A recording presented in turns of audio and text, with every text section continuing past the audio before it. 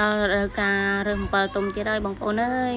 ឥឡូវហ្នឹងចាប់ផ្ដើមចេញដំណើរនាំកូនទៅរើសអំពិលទុំ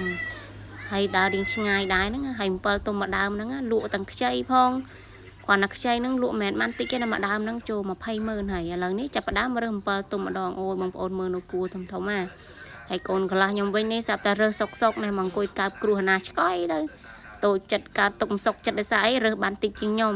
ឃើញខ្ញុំរើសបានច្រើនជាងដល់ពេលអញ្ចឹងតូចចិត្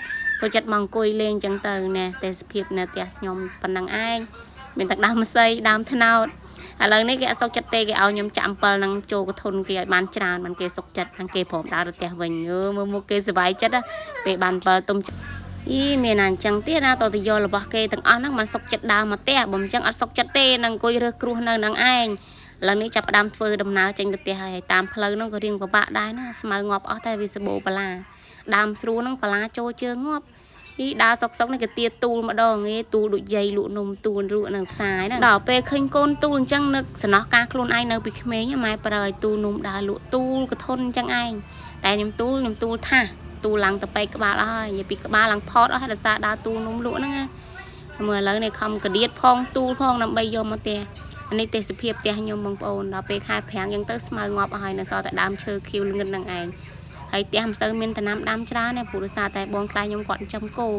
ដល់ពេលអញ្ចឹងគោវាបេះបោចអស់ហើយព្រោះដោយសារវាអត់ស្មៅស៊ីអញ្ចឹងវាដល់ខែស៊ីស្លឹកឈើដល់ខែស៊ីដំណាំរបស់យើងម្ដងអញ្ចឹងណាហើយមួយគេគៀចអត់ចង់ដើមមកផ្ទះទេប៉ុណ្ណឹងសោះធ្វើដូចធ្ងន់ដែរឥឡូវនេះចាប់ផ្ដើមនាំគ្នាអង្គុយបកម្ដងពីរអ្នកកូនប្រុសនឹងបកអានេះបកបដាលេងបដាហើយសម្រាប់ខ្ញុំវិញបកអត់តែដៃមួយខាងទៀតរវល់តែថត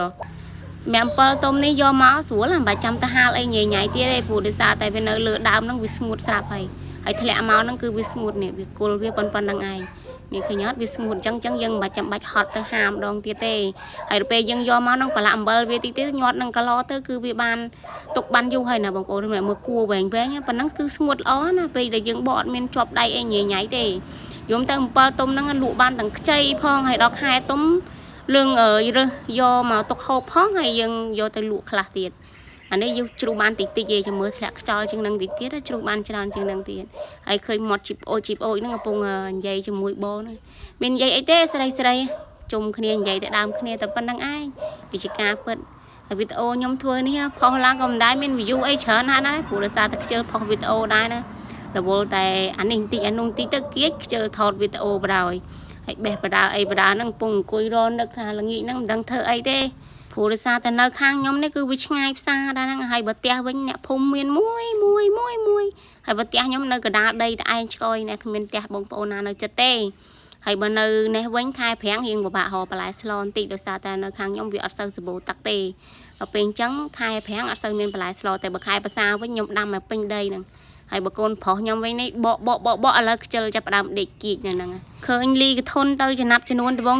តាមពិតមែនអត់សាបងប្អូនខ្ជិលហ្នឹង